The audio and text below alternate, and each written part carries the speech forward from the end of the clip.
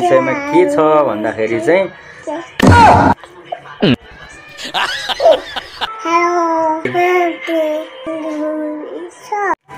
यहाँ आइस नि आइस बाबा आइस न यहाँ आइस ल यहाँ आइस ल यहाँ बस्यो ल यहाँ बस्यो हजुर है है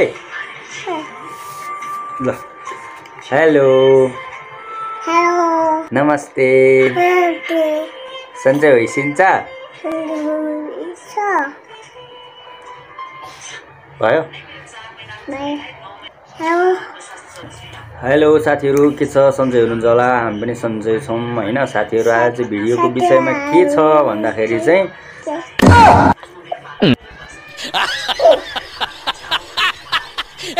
अनलाइन स्क्याम भनेको चाहिँ तपाईहरुको पैसा चोरिन्छ कसरी लुटिन्छ भन्ने विषयमा जस्तो मलाई जस्तो भयो तपाईहरुलाई पनि त्यस्तो नहोस् भन्नको लागि मैले यो भिडियो बनाउँदै गइरहेको छु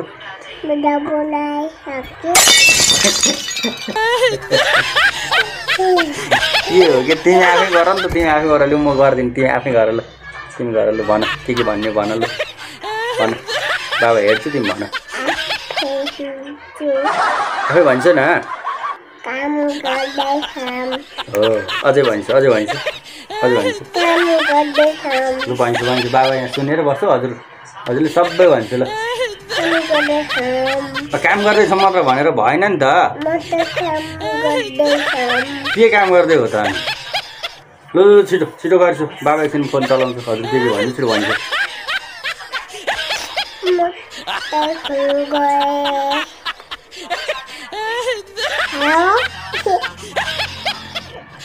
भयो बाबा बोलौँ बाबा बोल्छु ल दिसो बाबा बोल्छु हस् अनलाइन ठगीमा एकदमै सतर्क रहनु होला है अनलाइनमा सबै मान्छेहरू उस्तै हुँदैनन् कसैले सामान अर्डर गर्दाखेरि पैसा पहिले हाल्दे भन्छ भनेदेखि पहिला पैसा हाल्ने काम नगर्नु होला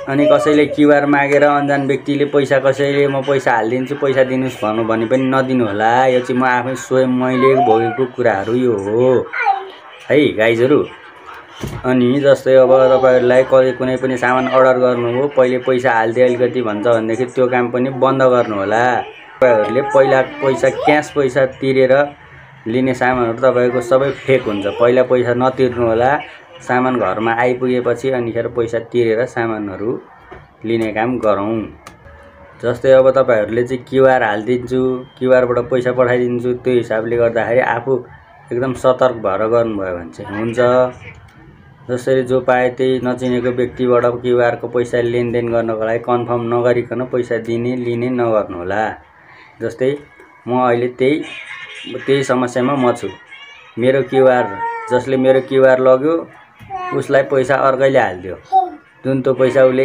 स्क्याम गरेर लिएको पैसा अहिले लास्टमा म आफू फसिरहेको छु त्यो कारणले यहाँ स्क्रिनमा अगाडि देख्न सक्नुहुन्छ यसरी जसले पैसा पठायो उले मलाई रिपोर्ट गरिरहेको छ जसले पैसा लग्यो उ गइसक्यो चिनेको छैन त्यो मान्छे त्यस्तो हुन सक्छ त्यसैले तपाईहरुले एकदमै सतर्क भएर आफ्नो अनलाइनको पैसाहरु पनि एकदम सतर्क भएर चलाउनु होला जस्तो जो पाए त्यसले यसरी सामान बिक्री गर्दैछु भनेको भरमा त्यसरी नगर्नु होला जस्तो जसले मलाई रिपोर्ट हाल्यो उलाई मैले रिपोर्ट फिर्ता लिनुस् तपाईको पैसा फिर्ता गर्दिन्छु त भनेको छु तर अहिलेसम्म रिपोर्ट चाहिँ फिर्ता लिइसकेको छैन तपाईलाई म स्क्रिनमा देखाइदिन्छु यसरी मान्छेहरुले ठगी गर्न सक्छन् त्यसैले अलिकति सतर्क रहनु होला अनलाइन ठगी भनेको अहिलेको एकदमै बढ्दो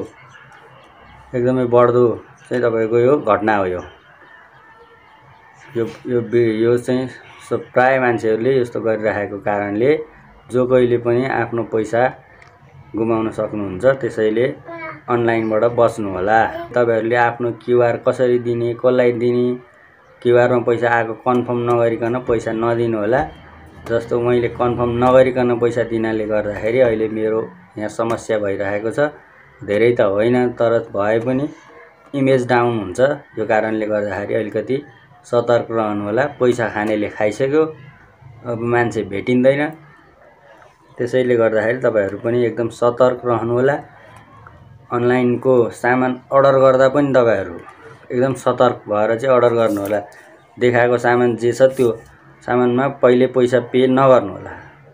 उसले त कर गरेर तपाईहरुलाई पैसा माग्छ, पैसा मागे अनुसारले तपाईहरुले पैसा नदिनु होला। क्याश अन डेलिभरी भने जस्तै तपाईको घरमा सामान आइसकेपछि क्याश दिएर पठाइनी भो, अनलाइन गर्दै पनि भो, तपाईको सामान आइसकेपछि तपाईहरुले पैसा पठाउन सक्नुहुन्छ। पहिले पैसा नतिर्नु होला। पहिला पैसा नतिर्ने, क्यूआर जो पाए त्यसलाई पनि नदिने, त्यो क्यूआर मा पैसा आइहाले पनि कन्फर्म गरेर मात्र पैसा लिने दिने गर्नु होला। त्यो भयो भनेदेखि अलिकति केही मात्रामा बच्न सकिन्छ। क्यूआर बाट ठगी अब अनलाइन स्क्याम भनेको सबै स्क्यामहरु जस्तो मैले अनलाइन शपिङ स्क्याम भनेर मलाई रिपोर्ट हालेछ। मैले त ठग्या होइन खासमा। अब मेरो क्यूआर लगेर अर्कैले ठग्यो, मसँग आएर पैसा लग्यो, लास्टमा म निर्दोष मान्छे चाहिँ दोषी परिरहेको छु।